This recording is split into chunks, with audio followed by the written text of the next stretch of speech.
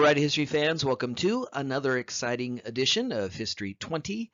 And in this lecture, we will begin to get into the history of the 20th century. In our very first lecture, we examined forces in economics, politics, and culture that will prove to be formative and influential in developing the history of the 20th century. Our first lecture was about those forces that in many ways make the 20th century. Here in this lecture, we're going to vault into the 1900s, vault into the 20th century, the focus here in this class, and we will do so with this first lecture examining the early 20th century and a key global phenomenon of this period, the development of European and American empires. As we'll see in this lecture, in the early 20th century, the United States, European powers are marching around the globe, fighting wars of aggression, creating empires seeking to control parts of Africa, Asia, and Latin America. That is our focus here in this lecture, which will begin our survey of the 20th century. In this period, the late 19th, early 20th century, European powers, the United States, are establishing empires all over the world, in Asia and Latin America, in Africa, and in lectures later in the course, when we turn our attention to the history of Latin America in the 20th century, when we examine various parts of Asia, we will talk about that history of European and American imperialism in those parts of the world.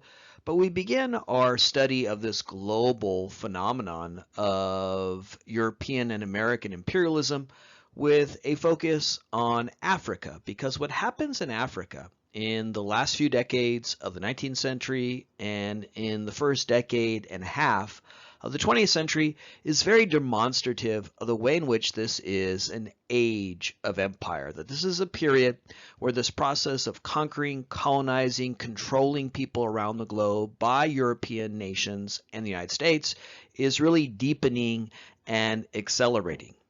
So in the late 19th, early 20th century, you have this major outburst of empire building, and in the course of just a few decades, huge empires are established across the whole continent of Africa, whereby most of that part of the region, in just a very short period of time, comes under the command of European powers. In 1875, 10% of Africa was controlled by Europeans. Most of Africa was still organized along traditional societies in that form of governance we described in our very first lecture.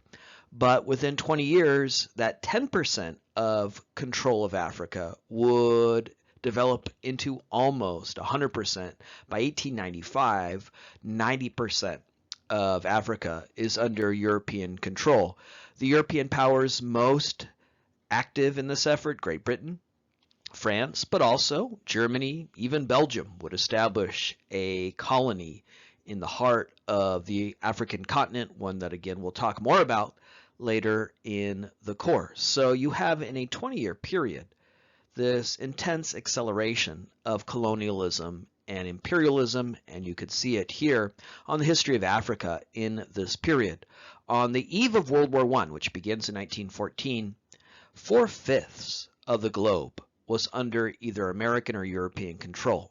So Africa is a case study. Africa is very revelatory here, this very rapid development of colonialism and colonial control over this continent, but Africa is not alone. In this period, the United States, European powers, the industrialized parts of the global economy, nations that have rapidly industrialized, seen these revolutions that have established liberal governments, those nations would conquer the globe, attempt to conquer the globe.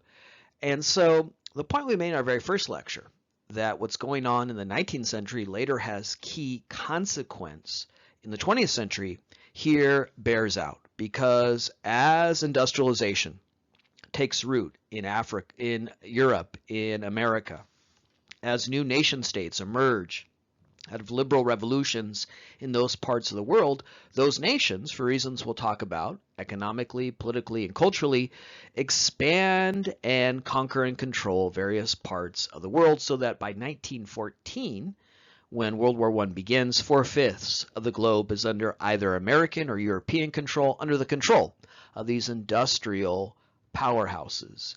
And 1914, of course, is a key date because, as we'll see in lectures to come, that's the beginning of World War I, and we'll talk a lot about how imperialism is causal, influential in sparking World War I. So we are really tracing here a development that begins with the rise of industrialization and the rise of nation states in various parts of the globe, namely Europe and America, in the late 19th century. And then later that has a great impact on the rise of these empires, and then this imperial competition that we're tracing now will, as we'll soon see, prove to be very causal in the onset of World War I in 1914. Why is this happening? Well, because these nations have industrialized, they seek markets for their industrial goods. They seek markets to sell the various manufactured goods that their economies are producing in this new age of industrialization, this new age of empire. Furthermore, they seek out raw materials that are vital and necessary to these industrial economies. They need raw materials for the mass production of various consumer goods, many raw materials that are either inaccessible in their own nations or in abundance in places like Africa, Asia, Latin America. Coffee becomes an industrial product in Europe and in the United States in the late 19th century, where you have these large-scale productions, the development of national brands here in the United States, Folgers and Ariosa coffee. Coffee only grows in a certain part of the world. You cannot grow the coffee plant or the tea plant in the United States. You have to control parts of the world where such crops that are vital raw materials for an industrial product. And so that leads to this process of imperialism, colonialism, colonizing parts of Africa, Asia, Latin America. So industrialization is causal in two ways. You're producing manufactured goods, and it's one thing to sell them to everyone in your nation. It's quite another to sell them to people around the world. And there's this great quest, this great desire in this period by titans of industry in Europe and the United States to sell their products to the world. So industrialization helps to fuel imperialism, colonialism in this quest for markets, but it also fuels a quest for empire by seeking raw materials, oil, rubber, coffee, tea, seeking raw materials for producing those industrial products. And so industrialization, that big development in the global economy, very key to this global phenomena of imperialism as European and American powers, the most industrialized parts of the world, begin to expand, conquer, and colonize Africa, Asia, and Latin America. Also, related to industrialization is this competition for control of certain vital waterways as part of this global commerce. So that too played a key role in expansion into these areas, control certain ports, control certain vital waterways, and other key geographic elements necessary to an industrialized global economy. But it would be wrong-headed to see this solely as an economic process, to see this solely as fueled by economic forces. As we already established in our first lecture, economics is never purely economics.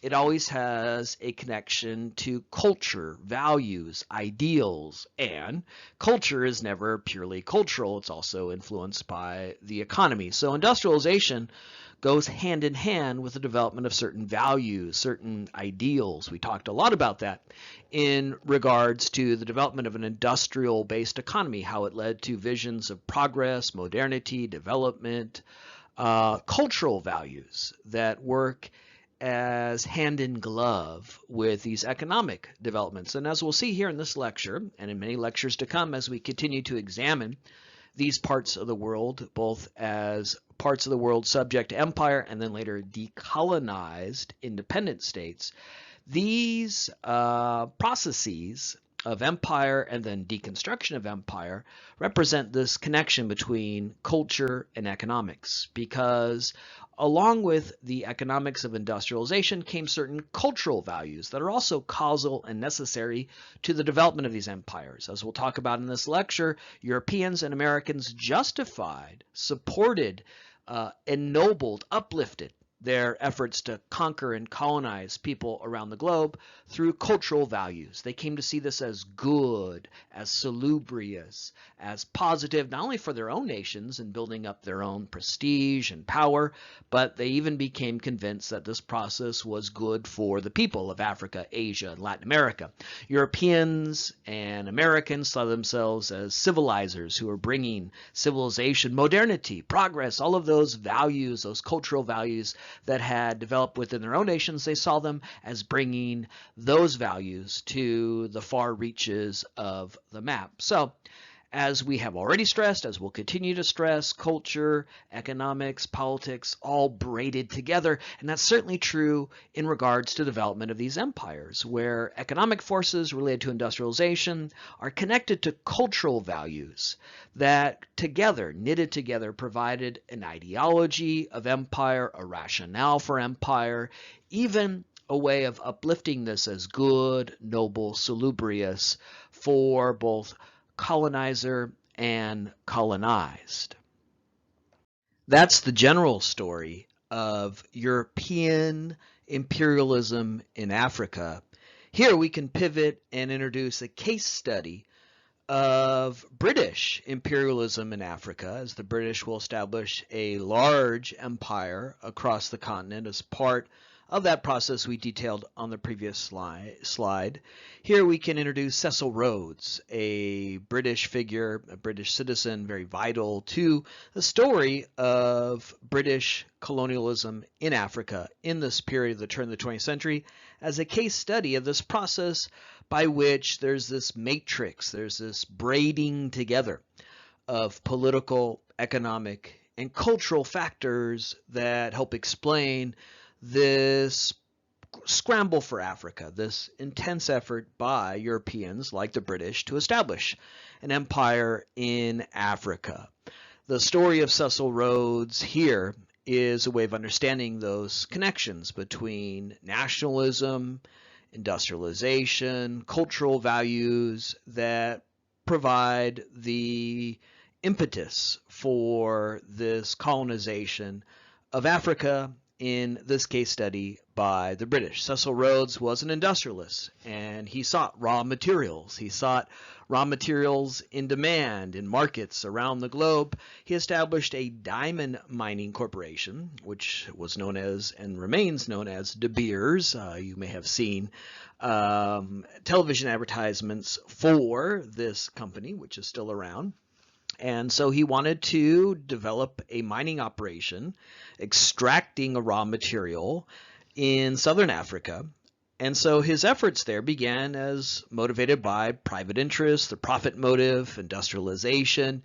But Rhodes wanted to enter a partnership with the British government by which they would take this territory, colonize it, and integrate it into a British empire. The British, of course, long had an empire.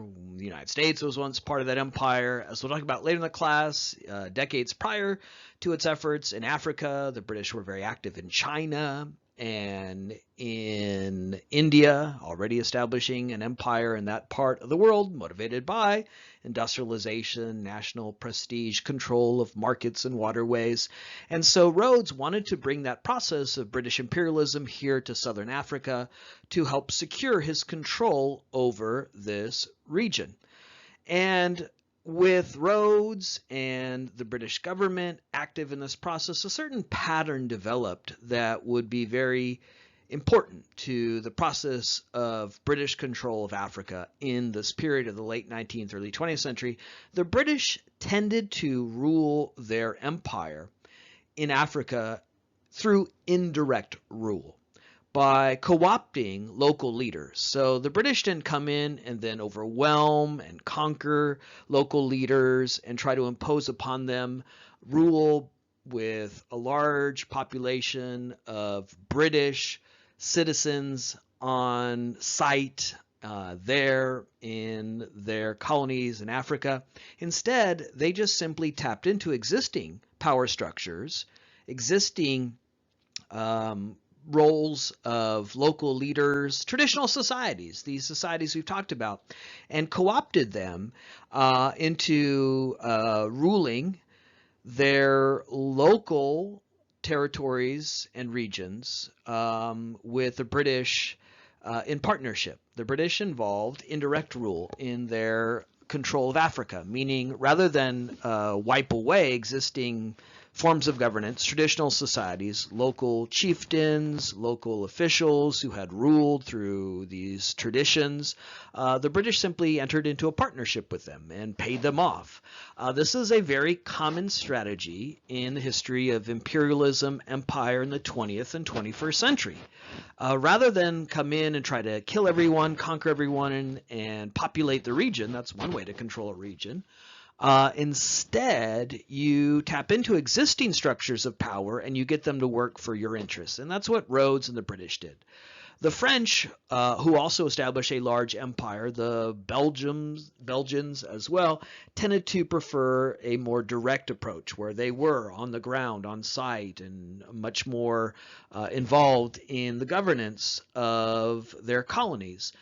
Great Britain, by contrast, instead employed indirect rule and co-opted local chieftains and leaders, paying them off quite often, and using them to directly rule the local people in this region. And the Americans will also employ that process, as we'll see later in this lecture, as the United States enters this imperial club and establishes its own colonies in Latin America and Southeast Asia.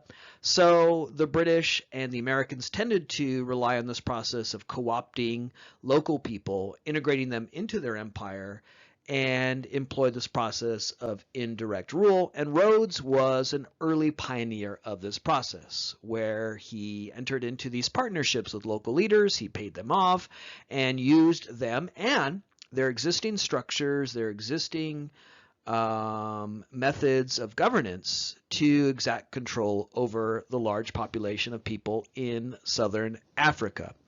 Well, Rhodes demonstrated the profitability and possibility of this enterprise as a private individual seeking out. He was able to convince Great Britain in the name of national prestige and getting to Africa before their competitors. Here's nationalism. Here is this other key force we'll talk a lot about in the class. It's one of those key forces of inclusion, exclusion, who's one of us. Nationalism, the idea of being part of a nation and feeling a sense of kinship connection to that nation, and being convinced that the nation has certain qualities, characteristics, a common history, a common culture, developing national pride. Nationalism is a key force in modern human history, and the story of empire and imperialism, along with industrialization and certain cultural values, is also very much the story of nationalism. This idea of being part of a nation, that our nation is unique and better and superior, that our nation actually does have a unique culture and language and history. And the British are deeply invested in that idea of a British identity, a British prestige.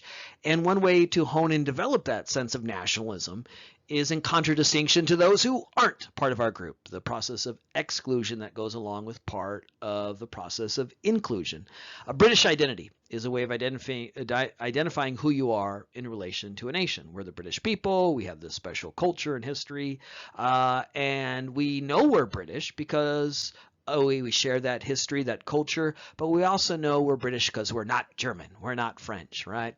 So nationalism is, like so many of the processes of identity we will examine in this class, a process again of inclusion, exclusion. Nationalism is inherently fueled by antagonism, rivalry with those of other nations, those who are imagined to not be part of our group. And there's this competition here in this period, and Great Britain wants to be in competition with the other industrial powers, Germany, the French, who are carving up Africa in that great scramble for Africa. And so eventually, this partnership between a private individual fueled by industrialization, profit, private interests, works hand in hand with the national project, the national effort, nationalism of the British in competition with their other rivals. And you get large-scale control over southern Africa and the establishment of a colony known as Rhodesia, bearing the very name of Cecil Rhodes. So again, his story is very illustrative of a larger story. In this class, we have to cover 100 years of human history, account for the entire globe in 10 weeks. And therefore, we have to mind these flashpoint events, these singular figures who can illuminate a larger story in the story of Cecil Rhodes, because it's about industrialization, markets, raw materials, nationalism, national pride, competition for scarce resources, control of finite resources, is a flashpoint, is illustrative, is the story of a larger process of this scramble for Africa. You have the establishment of Rhodesia, which later, as decolonization sweeps across the globe, in the second half of the 20th century becomes independent nations of Zambia and Zimbabwe, today on the map of southern Africa. But in this period, Rhodesia is established as a British colony, and it is one of the first beginnings of this scramble for Africa by which European powers, the French, the British, the Germans, who also establish large colonies in southern and eastern Africa, and the Belgians and others are seeking to control this continent, helping to account for, again, the story we had in that first slide of the very rapid, very abrupt European control of Africa, where in just a few decades, a part of the world that was not subject to European control, a part of the world where most people were governed by traditional societies, those that had developed over centuries, those people now become subject to outside control, outside dominance by Europeans, and the Cecil Rhodes story is a window into that story of the scramble for Africa. It was said at this time that the sun never sets on the British Empire, that somewhere around the globe the sun is shining on territory claimed by Great Britain. They would establish an empire in Africa, as demonstrated by the story of Cecil Rhodes. Eventually, they would establish an empire that stretched from the north to the south of Africa. They have India and control over huge parts of South Asia. They're active and interventionist in parts of East Asia. They have controlling interest and occupying presence in parts of Latin America. So that's why it was said that the sun never sets on the British Empire. Somewhere around the globe, the British are controlling territory. The sun never sets on a British Empire that spans the globe, and fueling it, industrialization, nationalism, and a number of key cultural values that we're about to talk about that ultimately serve to justify this process of marching around the globe and exerting such command and control over people all around the world. Empire is about denying people freedom, denying people sovereignty, denying them the right to govern themselves as they see fit, as they have been governed, to smash those traditions, impose upon people foreign ideals and values. Empire is bloody, it's violent, it's domineering, and in this period it is flourishing at the hands of the British, the French, the Germans, the Americans, the industrialized nations of the world who are seeking control of vital waterways, markets for their industrial goods, seeking political dominance in competition with their rivals, these fellow industrial nations, and justifying it through certain values associated with their own nations and then exported onto, sometimes successfully, often unsuccessfully, the people of these regions around the globe. So having focused intently on one case study of British imperialism in Africa, let's now tack back and think about some of the larger motives for imperialism shared by these imperial nations in Europe and the United States. Why, again, this is happening in the early 20th century. We spent a lot of time talking about the economic motivations for imperialism, industrialization, the search for markets for industrial goods, the effort to control finite, scarce resources around the globe, to control vital waterways, to control global commerce. We've introduced now as well nationalism, this competition among these industrial nations, and the way in which that too is causal, influential in the scramble for Africa, in the effort to colonize and conquer Africa, Asia, Latin America. In the 18th and 19th century, you have the establishment of modern nation states. This is a function of, again, of the intertwined stories of industrialization, liberalism, revolutions, the story of which we covered in our first lecture. The United States emerges as an independent nation in the late 18th century. New nations appear around the globe, and most prominently in Europe in the 19th century. We might assume there's always been a Germany, there's always been a Great Britain, there's always been a France. Well, not exactly. Those modern nation states only appear for the first time in the 19th century when you have a process of liberal revolutions going across Europe, motivated by, again, economic trends and changes that will topple traditional societies of monarchs. Now, of course, monarchs still exist in those countries, but they're reduced increasingly to symbolic figureheads as new liberal constitutions are created and new modern nation states appear. The modern nation state of Italy, Germany, France in the 19th century. And so in this period, new nation states are emerging and being established for the first time. And that's driven by industrialization, a sense of frustration among a new rising class of industrialists who feel held back by tradition that demands that they defer to aristocrats and nobles and monarchs. So industrialization is driving that process, but also driving this process of creating new modern nation states is a new identity, the identity of being part of a nation. Fueling these revolutions is a sense of a creation on the fly through the process of becoming American, French, German, British.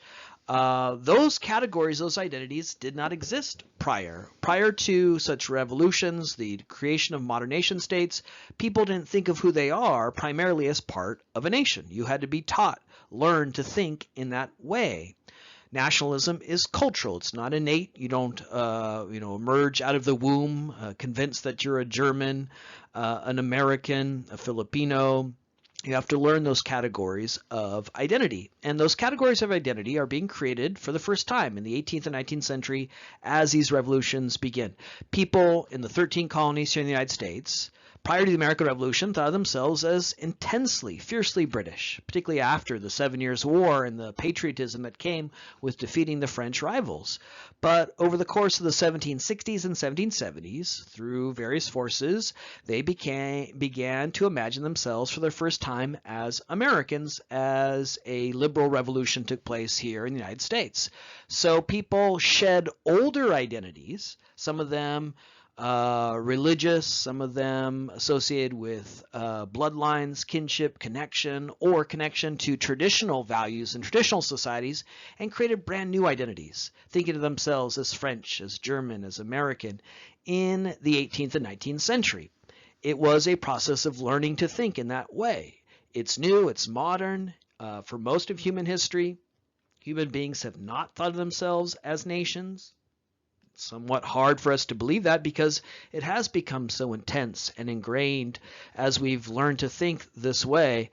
And people around the globe, as we'll talk about in lectures to come, aspire to be part of a nation. Nationalism is a contagion in the early 20th century. Around the world, everyone wants to be part of a nation. And so it's become now a fixture of modern identity, and we might assume it's just natural in the way human beings have always thought, but no, it's actually something very recent that develops through these processes of revolution and change in the 18th and 19th century. As it develops, though, it cultivates a sensibility in the minds of people as they begin to imagine themselves as part of this new community, the American nation, the British nation, the German nation.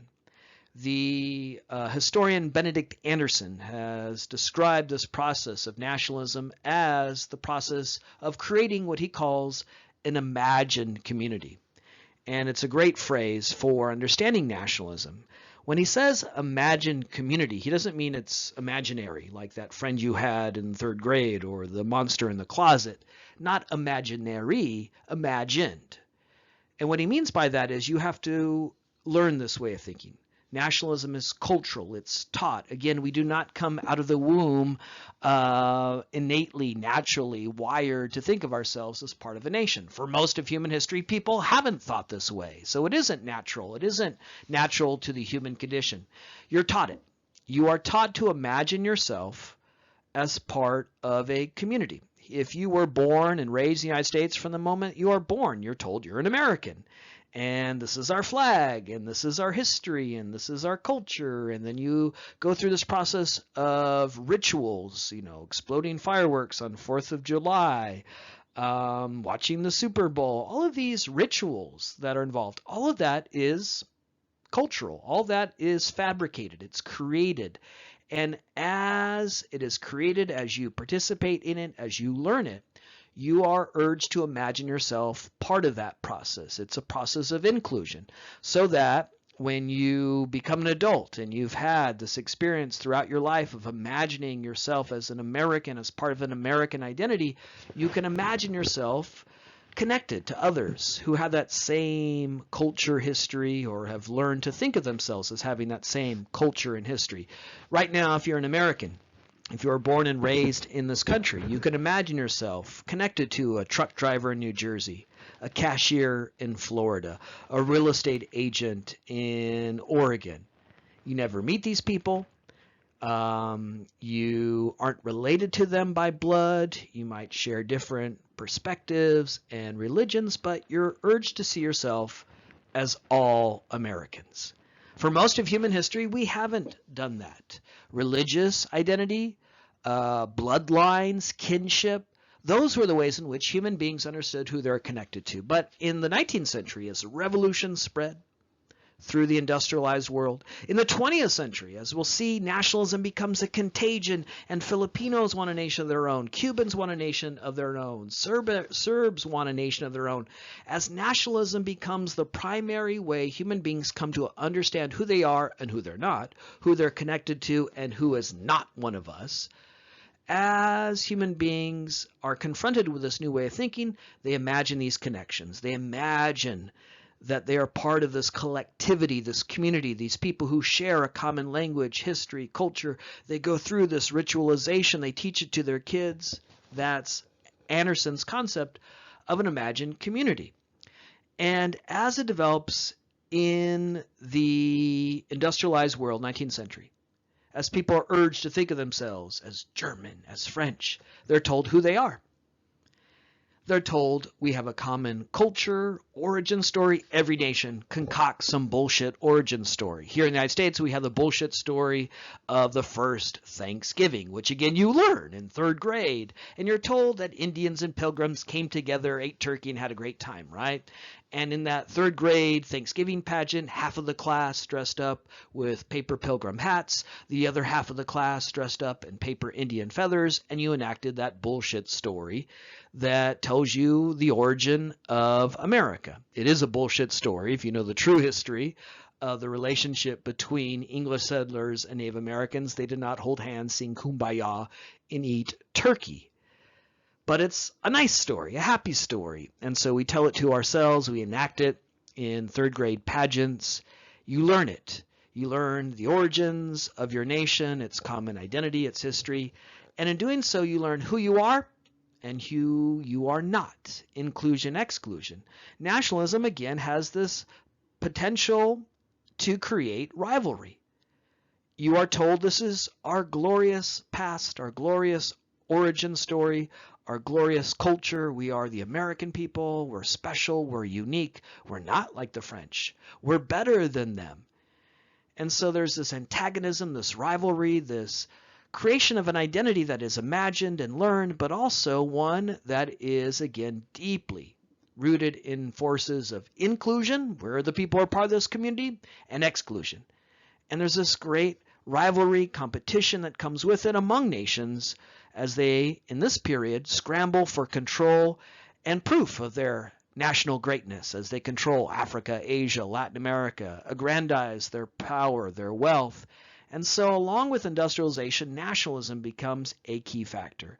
And then there are these cultural values that are related to industrialization and nationalism that are also important in the story of empire, why this is happening in the late 19th, early 20th century, why European powers are conquering Africa, Asia, Latin America, why the United States, as we'll talk about the end of this lecture, very quickly and abruptly vaults into this imperial club. Yes, it's because they're industrial nations. It's no coincidence that the parts of the globe that first industrialized were the parts of the globe that went and conquered other parts of the world. Yes, it's because of nationalism. Those nations experienced these liberal revolutions. They formed new nation states. They came to urge their people. Their people were eager to see themselves as part of this imagined community, which said, we're great, we're bitchin', we're the best, and we're going to prove it by conquering all these other people who aren't part of our community. People in Africa, Asia, Latin America who are imagined to be subject to our domination and control. But in addition to these economic factors, and in addition to nationalism, are a number of cultural ideologies that develop in the late 19th and early 20th century that become the rationale, the ideology of empire. So let's turn our attention to that story. One key cultural value that develops in these imperial nations, these nations that are conquering Africa, Asia, and Latin America in the late 19th, early 20th century, is social Darwinism. Social Darwinism becomes central to the ideology of empire. It is a way of thinking, a cultural value that ultimately serves to justify, even ennoble, this process of conquering and controlling people who are, again, imagined to not be part of your community, who are imagined to be unworthy, secondary, lower than the great, glorious British, American, or French people. So social Darwinism helps us to, again, see this matrix, this tying together of economic, political, and also now cultural values that ultimately say to the British and American people, what we're doing in Africa, Asia, Latin America is good. Social Darwinism is a cultural value that demonstrates how once ideas are out there, they circulate, they influence, they infect, and their origins really don't matter much. In 1859, Charles Darwin published his landmark work on the origin of species, and it offered a brand new way of thinking about the origins of life here on Earth, the origins of human life. In 1859, Charles Darwin published this book after many, many years of studying plants and animals, finches and tortoises, ferns. He published his landmark work. And he wrote about concepts like evolution, the idea that over time, life changes on Earth over billions of years, that some species adapt and change to a changing environment successfully, and they are selected out from the great variety to advance and succeed, often through a process of adaptation. And all this process of evolution, this forward march of time, represents a certain narrative of progress. Darwin was an individual who did research on the natural world, but he's part of a larger process that we've talked about again in our first lecture, by which more and more people are being convinced that the new modern age is one of great possibility. There are all these narratives of change, evolution, and progress that comes with a new age of railroads and steamboats, a new age where human beings have great control of the natural world. Darwin's part of that. He represented how human beings could be confident that they could account for the origins of human life without relying on religion, God, through their senses, through their observation, through their rational minds. They could arrive at fundamental truths about who we are, where we came from, the origins of human life. So Darwin's story of those origins is an evolutionary story, but it's also a story that tends to write the story of life here on Earth as one of progress, one of forward development in an age of such remarkable change, in an age where more and more people are being convinced that progress is right there to be seen. But what happens is that Darwin's argument, Darwin's language with words like evolution, adaptation, natural selection, almost immediately gets appropriated and misused by people who aren't scholars and scientists of the natural world.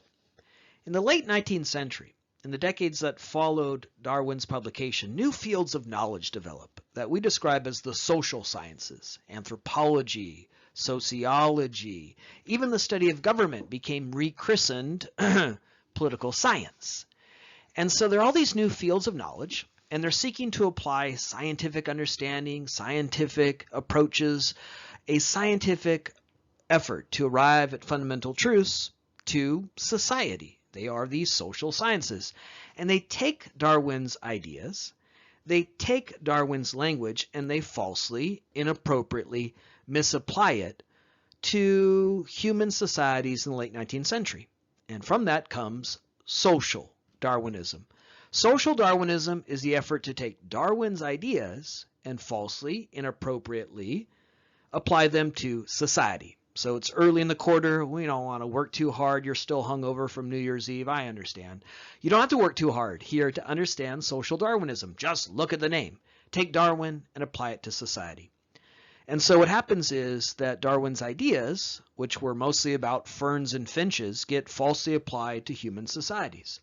Darwin's idea of evolution over time, which he argued takes place slowly over billions of years, falsely, inappropriately, gets applied to the here and now life in the late 19th century.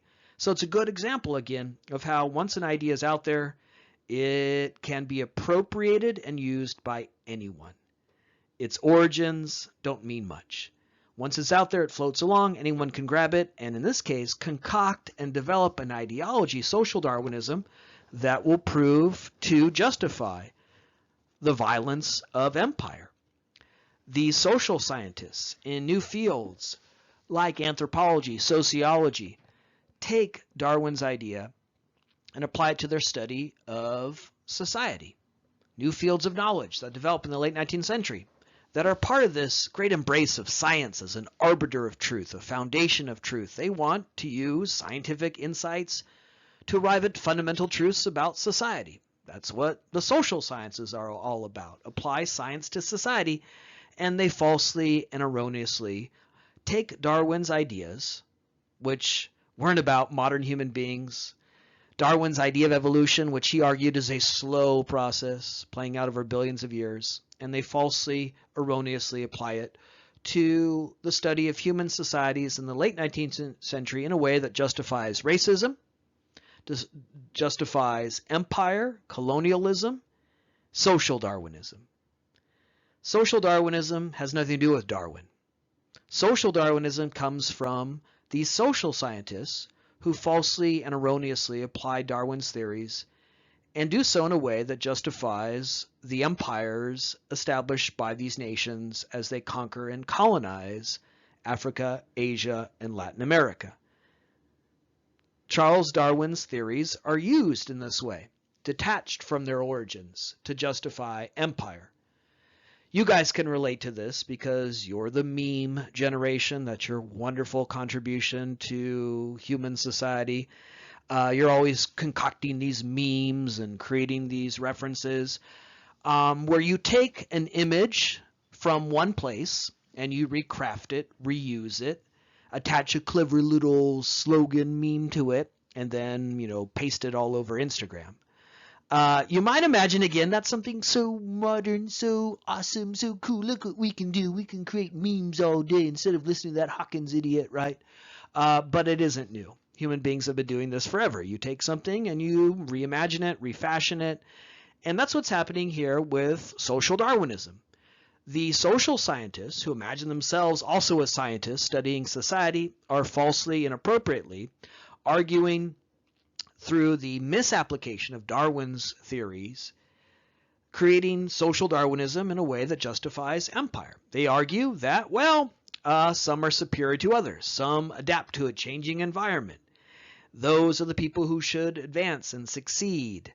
Those who can't adapt are inherently unfit, in a great Darwinian clash, survival of the fittest. Social Darwinism, again, which has nothing to do with Darwin, detached from Darwin's origins and theories, ultimately argue that some are superior to others, that in a changing modern age, some can adapt, others are left behind, and that's the story of empire. The superior white race conquering the brown and black people at the edges of the map. Social Darwinism is a new variant of racism, a new form of racism here undergirded by its claims to science, an effort to take racism and wrap it in the mantle, the aura of science. Social Darwinism is racism concocted and advanced and perpetuated by intellectuals. It's an intellectual racism. It is an ideology which claims to be couched and rooted in science to justify Europeans and Americans conquering people in Africa, Asia, and Latin America. The British social scientist Herbert Spencer would use that phrase, survival of the fittest, to describe his version of social Darwinism. He argued that Darwin has proven that life is a story of competition. And in that competition, some will rise to the top. They are the fit. Others will be left behind. They're the unfit. And for Spencer, that's what we're doing in Africa. He was British, and he argued that the process of expanding the superior British race, the British culture, civilization, that value of who we are, that process of colonizing and conquering India and Africa, well, that's just a process of survival of the fittest, and it demonstrates that we, the British people, are inherently more fit. So social Darwinism is a false science, it is a pseudoscience, but it attempts to wrap itself up in the mantle of science. It tells white intellectuals in Europe and the United States something that they already believed, that they were inherently racially superior. It's built on a long established foundation of racism in the Western world. But now here it is grafting itself on to science in an age that came to see science as an arbiter of measure of truth, and it's being used to justify the conquering of people who aren't white, who aren't members of the British, French, or American nation. And so we really have all of these different elements of nationalism, industrialization, and now cultural values like social Darwinism braided together in a way that can help you understand not only why this is happening, but why people came to embrace it and see it as something good, inevitable, the forward march of progress, a story of the fit and unfit. Social Darwinism is, again, a form of racism, a form of bigotry that is elevated by its claims to science. Social Darwinism would be used to justify empire, but was also used to justify the United States, the efforts to deny freedom and equality to non-whites, wars of aggression against Native Americans that are taking place in this period. Another story of empire within the United States, in the Indian Wars, the 1870s and 1880s. It was used to justify great disparities in wealth in these industrial nations, where a few were very rich and the people who worked for them were desperately poor. The world that Jack Johnson is born into in the 1870s and 1880s is a world in the United States built on centuries of racism, but now boosted and deepened by this scientific racism in social Darwinism. and the struggles of Jack Johnson to be able to challenge white fighters in the ring to claim the greatest prize in sports, the world heavyweight title, is his efforts in resistance and defiance to social Darwinism, a way of thinking that said Jack Johnson and all brown and black people around the globe are inherently unfit. So social Darwinism doesn't come out of nowhere. It's built on centuries of belief, but here it again gains greater currency and power because of its claims to being scientific. This idea that some are superior to others, some have superior culture and refinement, others are unfit and inferior. That's the fate of African Americans like Jack Johnson in the United States, the fate of Asians and Africans subject to American and European empire in this period. Some are superior to others. Some have inherent traits that are imagined to be superior. And social Darwinists always argue that whites, Europeans, are the superior people, and therefore they had a right, some would even argue, as we'll see, a duty to conquer and control people who aren't like them. Some are superior to others. It's a world of the fit and unfit. Again, none of this has anything to do with Darwin himself.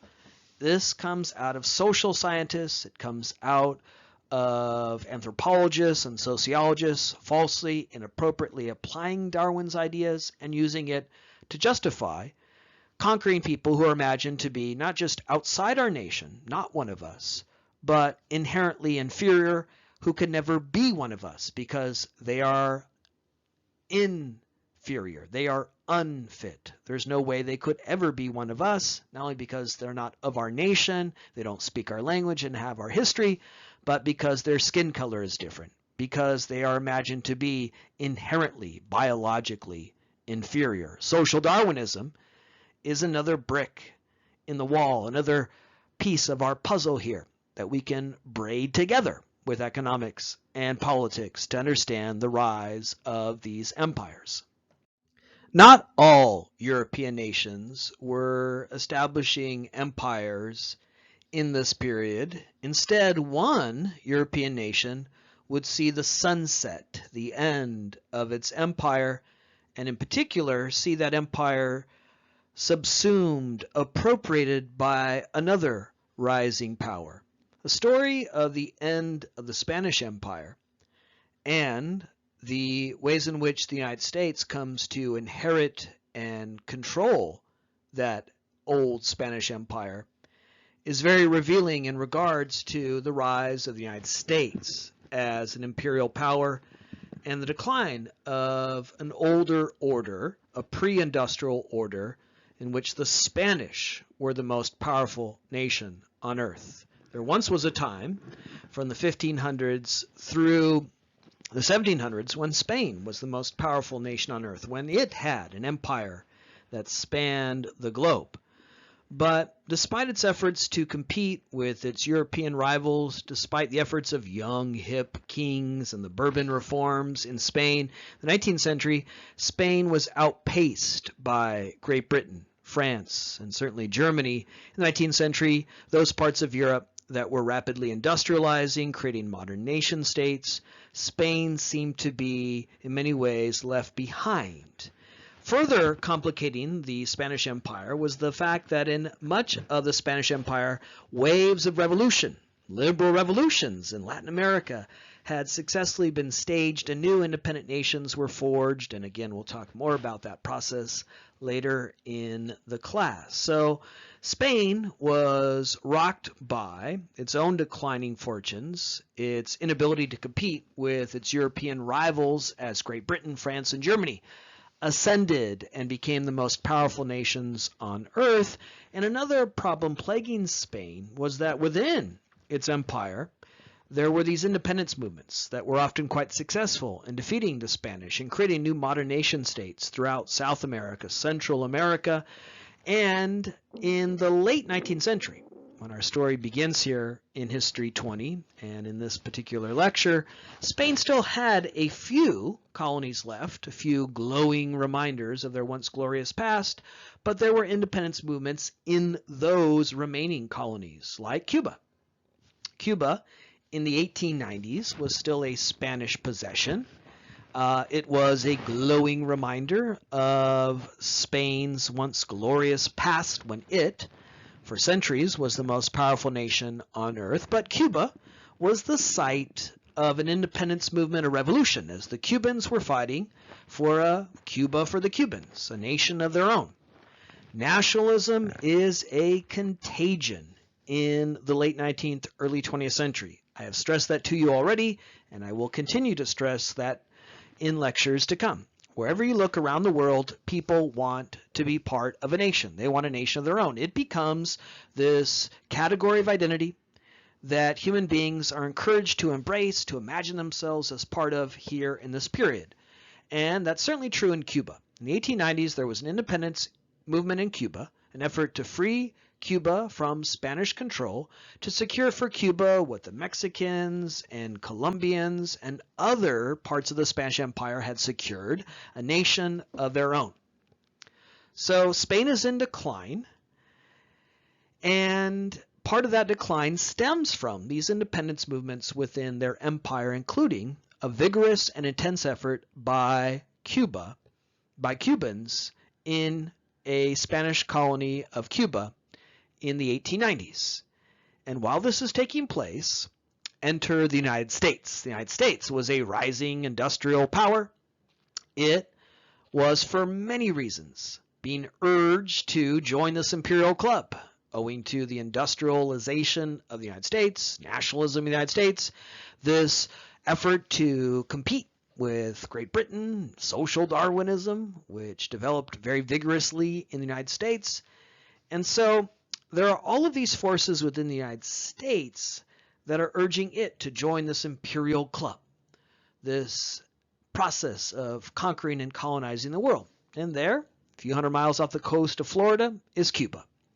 And there's this effort in Cuba by the Cuban revolutionaries to free themselves of Spanish rule, as the Cubans seek a Cuba for the Cubans. And ultimately, the United States intervenes in Cuba in 1898 in an event known as the Spanish-American War, ostensibly there to help the Cubans win their independence. When, in 1898, the United States will declare war on Spain, and you'll have this key signal event, not just in American history, but in global history, that really marks the beginning of the United States as a global power.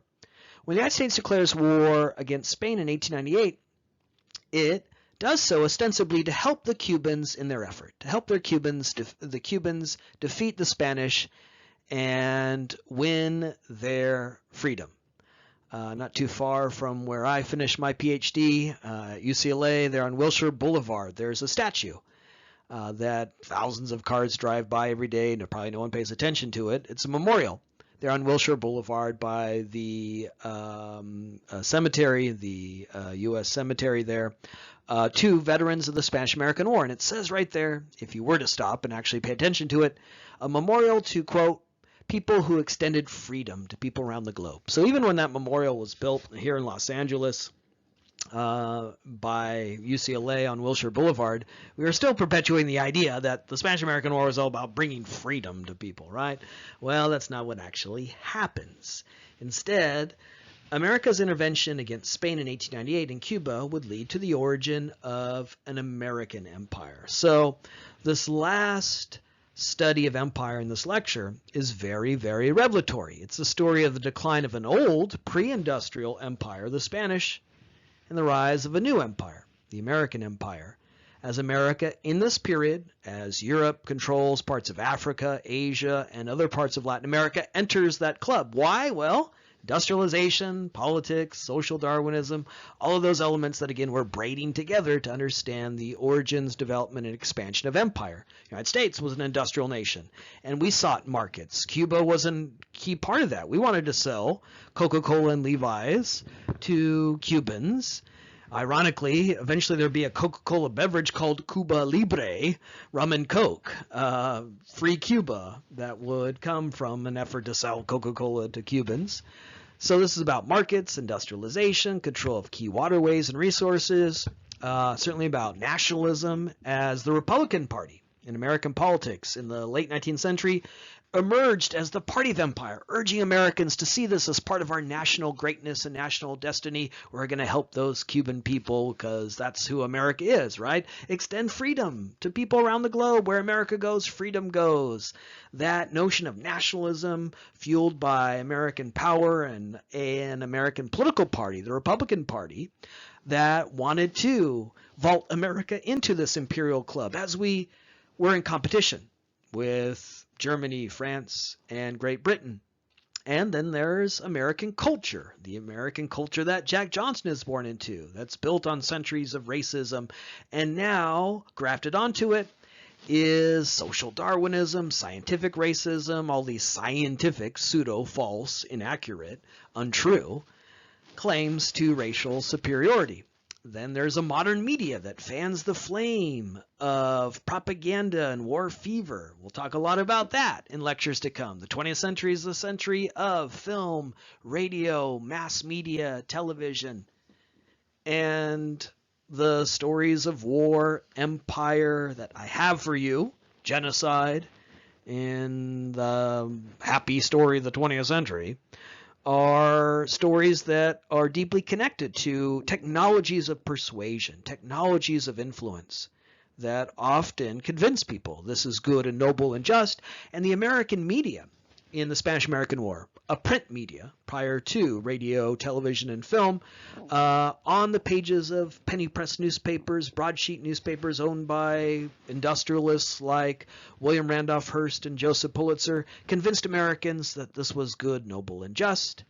And so you have America going to war with Spain in 1898, ostensibly there to help the Cubans. You have a war that will mark the end of the Spanish Empire and the rise of a new empire, the American Empire. Spanish-American War began in April of 1898.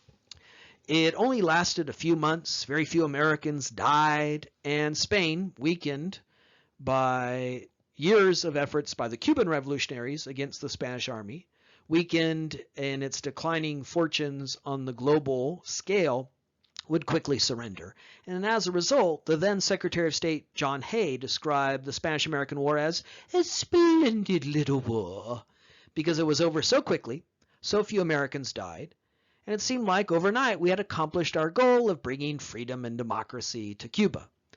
Well, the problem with calling it a splendid little war in that cause is that rather than free Cuba, we instead came to occupy Cuba for the next 26 years until 1924. The United States only leaves Cuba in 1924 after first installing a brutal repressive dictator in our place, so much for freedom and democracy, and also by establishing an agreement with that Cuban government to a lifetime lease to a military base America still occupies to this very second and moment in Cuba, one that's been in the news a lot in the last 20 years, Guantanamo Bay. Why do we have a military base in Cuba? Well, its origins go back to the Spanish-American War, so you could argue we're still occupying at least that part of Cuba here in the 21st century. So though it was called a splendid little war, though it was sold to the American people as a way of spreading freedom and democracy, it ultimately is the story of, again, the rise of now the United States as a global power, establishing its own empire, inheriting, subsuming in many ways the Spanish Empire. And a lot of what we'll talk about in this class is how the 20th century is the century in which the United States emerges as a global superpower, as the United States emerges as the most powerful nation on earth, a status that Spain once held and would soon be claimed by the United States. And so the story of the Cuban Revolution interrupted, stopped, halted, the story of the Spanish-American War, very much the story that we are focusing on here in this lecture of imperialism in the early 20th century. Here is an image of the American Empire just 2 years after the Spanish-American War, where we controlled Cuba.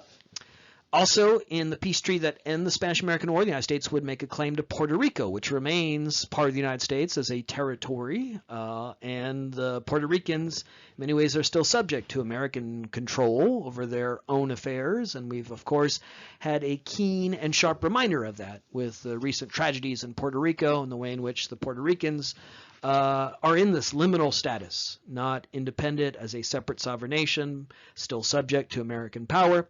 The United States would acquire a number of islands in the Pacific in this mania and excitement of empire.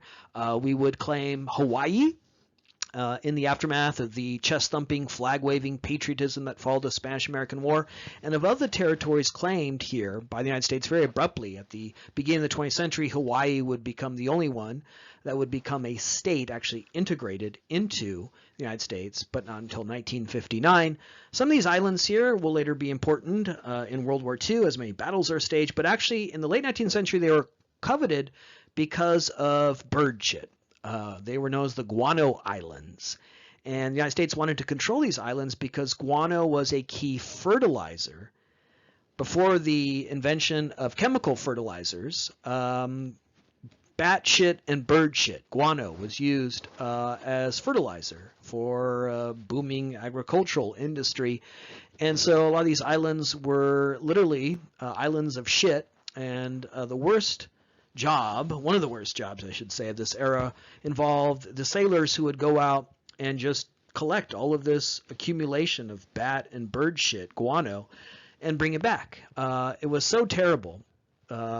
These boats could only be used once because they were so stinky.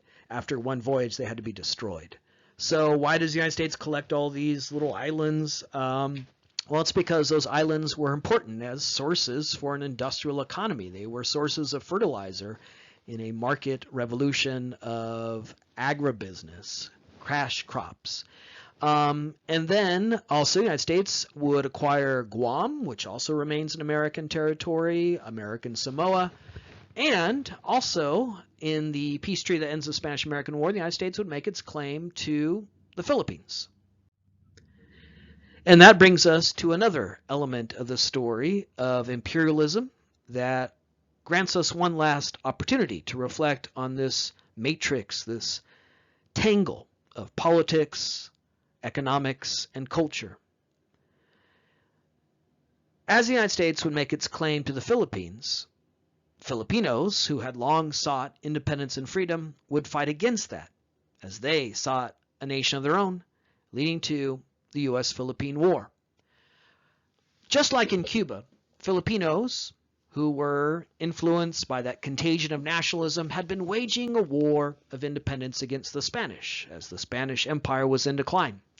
The Filipinos were very successful in this effort, and in 1897, a year prior to the Spanish-American War, the leader of the Filipino revolutionaries, Emilio Aguinaldo, from his balcony in Cavite in the Philippines, would wave the flag of an independent Philippine republic, claiming now the Philippines as independent.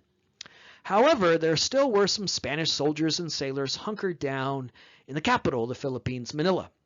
And when the United States declared war against Spain in 1898, the then President of the United States, William McKinley, dispatches American troops to Manila in an effort to rid the Philippines of those last vestiges of Spanish control, those sailors and soldiers who refused to recognize the independence of the Philippines in Manila. McKinley enters into an agreement with the Filipinos. He again says, we're just here to help and liberate you because we're America. We spread freedom and democracy around the globe. But when it came time for the fateful Battle of Manila Bay, the final battle by which the Spanish would attempt to hold on to Manila, when the Spanish surrender and the Spanish flag that had flown over Manila for 333 years since 1565 was lowered, rather than the Philippine flag being raised, it would be the American flag. And that's when the Filipinos realized the Americans aren't here to save us, to liberate us, they're here to conquer us. America wants to colonize the Philippines as a way of establishing a foothold in Asia, open markets into China, rival the British and French, who were also colonizing Asia. President McKinley who had sent troops against Spain, would then send more troops to suppress an effort by Filipinos to combat this American imperialism, hence the U.S.-Philippine War. McKinley justified this by saying, we are there to civilize Filipinos. They're backward, they're undeveloped. We, the United States, are the superior nation, and we're there to uplift and civilize them. He even went as far as to say we're there to Christianize them, conveniently ignoring the fact that 98% of them already were Christian, albeit the wrong type, Catholic. Over the course of 333 years of Spanish colonialism in the Philippines, Filipinos converted to Catholicism. They were Christians already, but for McKinley, the only real type of Christian was a Protestant. And in fact, during the American Empire in the Philippines, they would send Protestant missionaries to the Philippines to convert Christians into Christians, to convert Catholics into Protestants, because Christianity was imagined by Americans, certainly by Protestants like McKinley, to only be one of Protestantism. So there you see that ideology of empire, that we're there to help, that we're there to spread our superior civilization, that this is a good and noble thing, that we're there to uplift and civilize people who are imagined to not be one of us, who aren't imagined as part of our community. U.S.-Philippine War, brutal, violent. American troops tortured Filipino soldiers, waterboarded them. This came back into our somewhat historical awareness and consciousness when waterboarding during the war in Iraq became a source of controversy and rechristened by the Bush administration enhanced interrogation techniques. Those who were arguing that waterboarding was torture said, look, in the Philippines we court-martialed. This is very true. We court-martialed American soldiers for waterboarding Filipinos. Why was it torture then and now enhanced interrogation techniques? In the U.S.-Philippine War, total war, aggressive war, the violence of colonialism, American troops rounded up civilians and held them in concentration camps to prevent them from aiding and supporting the Filipino army in its efforts to fight against American empire and imperialism. And in those concentration camps, diphtheria, tuberculosis ran like wildfire. And you see huge death rates for Filipino civilians who were held in this fashion. The American soldiers in the Philippines described Filipinos with the N word. That's what they called them. Extrapolating America's racism, its racial history against African Americans, onto Filipinos, seeing them as interchangeable with African Americans and using that racial slur. So racism, nationalism, social Darwinism, all here to justify this process of American empire in the Philippines. One American general, Jacob Smith, who was smarting from the fact that he was surprised and defeated by a Filipino regiment, in retaliation said, I'm going to kill everyone over the age of 12 on the island of Samar. I'm going to turn it into a howling wilderness. And he became known as Howling Jake by a sympathetic American press that saw him as a hero because he's going to kill 13-year-olds. This is brutal. This is total war. This is an effort by the United States as it joins the Imperial Club rivaling Great Britain and Germany and France to decimate and destroy a population because the Americans are convinced we're here to civilize. We're here to uplift, that we are inherently biologically superior, that Filipinos can't govern themselves, that they have to be taught by their American father. So, yeah, the Spanish-American War, by which the United States would make claim to the Philippines, which had long been a Spanish colony, but the Filipinos wanted freedom, independence, a nation of their own. They had, prior to the Spanish-American War, established themselves as an independent republic. But America intervenes, ostensibly there to help to remove the final vestiges of Spanish rule, and then claims the Philippines as a colony, all justified by this ideology of empire, all motivated by industrialization, nationalism. Nobody, though, asks the Filipinos, who say, no, we want a nation of our own. And you get this brutal conflict, the U.S.-Philippine War, where Filipinos who had been fighting against the Spanish now train their rifles against the Americans. Officially, the then President of the United States Teddy Roosevelt declared the war over on July 4th, 1902. Pretty convenient that it would end on that day, right? Well, on July 4th, 1902, the war wasn't over. There were certainly huge parts of the Philippines where resistance continued. There were huge parts of the Philippines where the Americans never exacted control. What areas of control the United States did claim in the Philippines really came from that process of buying off local people and incorporating them into the empire. So this is not the story of America being so powerful, so strong it could just conquer these people they imagined were inferior. It's not the case. The war doesn't end on July 4th, 1902. The war continued for many years. Huge parts of the Philippines that the United States would never control, and the parts that they did control wasn't an outgrowth of their superiority. It was simply they had more money to throw at local people who they could convince to lay down their arms, a strategy the United States continues to employ today in places like Iraq and Afghanistan. So we have this case study, this specific flashpoint event that tells us a lot about the end of a Spanish empire and the rise of an American empire here now in the Caribbean, Latin America, and in the Philippines, in Asia, rivaling the scramble for Africa, the efforts by the Germans, the French, the British to control parts of Africa, Asia, Latin America. But there's a devastating human cost to this story. Over 4,000 American soldiers would die in the Philippines. Far more American soldiers die fighting Filipinos, trying to deny them freedom and independence. One of the ironies or tragedies here. America claimed to be spreading freedom and democracy around the globe, but what was it doing in colonizing and conquering the Philippines? It's denying Filipinos freedom and independence, American values, because they're imagined to be unworthy of it, because they're Catholic, because they're brown, because they're not white, they're not imagined to be part of the American nation. Over 4,000 Americans died denying Filipinos freedom and democracy. Over 16,000 Filipino soldiers died, and estimates of the civilians who died in those concentration camps of diphtheria, tuberculosis, cholera, range as high as 1 million. This is probably why you don't know much about the U.S.-Philippine War. There's no monuments to this war on the National Mall. It doesn't really lend itself to chest-thumping, flag-waving enthusiasm today. But at the time, it was seen as demonstrative of American greatness by those who supported this effort, by which America now is rising as well in the early 20th century as a global power by denying freedom and democracy to people in the Philippines and around the globe.